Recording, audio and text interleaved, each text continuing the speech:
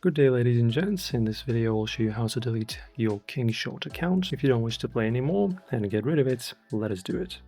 So first off, of course, make sure to firstly complete this intro part of the game so that you can actually get to the settings. And when you have the ability to, press on the left top corner on our guy with a crown. Then you go to the settings on the bottom right. And then in here, you need to click on Other. And as you can see, we can either delete a character or delete the account. Press on delete account and then press on delete. And as you can see, we have also the notice that this will delete your entire account, including all the characters in all kingdoms and of course your entire progression.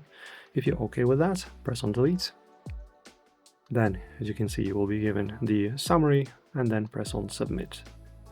You need to also write this information, for example, last sign in, current gems, and reason for account deletion. I guess that's gonna be the most important, and then you press on submit. They take your request and then deletion will commence in a bit of time.